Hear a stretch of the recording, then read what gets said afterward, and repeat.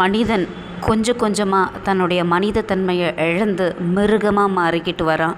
ஆனால் இந்த மிருகங்களோ மனிதன் மேலே வச்சுருக்க பாசத்தினாலையும் அசைக்க முடியாத நம்பிக்கையினாலையும் பச்சை குழந்தைங்களாக மாறிட்டு வருது.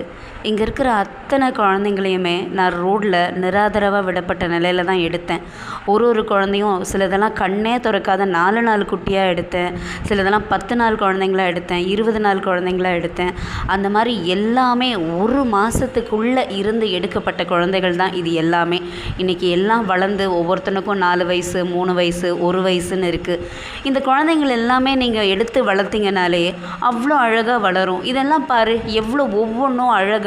அங்கே இந்த வெள்ளை நாயெல்லாம் எவ்வளோ கம்பீரமாக இருக்குது. இந்த பையன் அந்த வெள்ளை ப்ரௌன் பையெல்லாம் எவ்வளோ கம்பீரமாக இருக்கான். இதெல்லாம் விட்டுட்டு நம்ம ஏன் ஃபாரின் நாய்களை வாங்கி வளர்க்குறோன்னு தெரியல. இந்த குழந்தைங்களை எடுத்து பாசம் காட்டி வளர்த்தாலே பாசத்தில் அதுங்களை மிஞ்சுறதுக்கு ஆள் கிடையாது. அவ்வளோ அன்பு இருக்கும், அவ்வளோ விசுவாசம் இருக்கும், அவ்வளோ நன்றி உணர்வு இருக்கும் இந்த குழந்தைங்களுக்கு.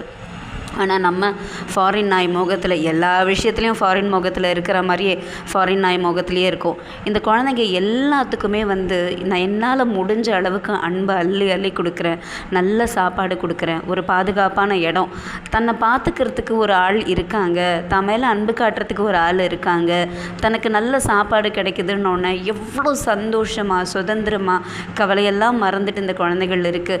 அதுங்களுக்கு தேவை ஒரு வேளை சாப்பாடு. நான் ஒரு வேளை சாப்பாடு தான் போடுறேன். வீட்டில் இருக்க குழந்தைங்க நாய்களுக்கு அதுமே போதும்.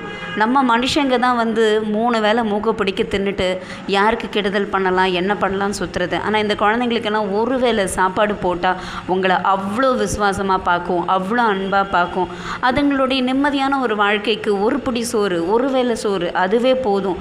அதை நம்ம கொடுத்தா நமக்கு அவ்வளோ அடிமையாக இருக்கும். ஆனால் அதை கூட கொடுக்கறதுக்கு தயாராக நாங்கள் இருந்தாலும் அந்த மனுஷங்களுக்கால அதை ஏற்றுக்க முடியல. ஏன்னா அவங்கெல்லாம் ஸ்விக்கிலேயும் டோர் டெலிவரிலையும் யார் வச்ச எச்சத்தையும் மிச்சத்தையும் சாப்பிட்டு பழக்கப்பட்டும் போது இந்த குழந்தைங்களுக்கு கிடைக்கிற நல்ல சாப்பாடெல்லாம் பார்க்கும்போது கண்டிப்பாக அவங்களுக்கு வயிறறிய தான் செய்யும். எல்லாமே சாப்பிட்டுட்டு நிம்மதியாக தூங்குறானுங்க.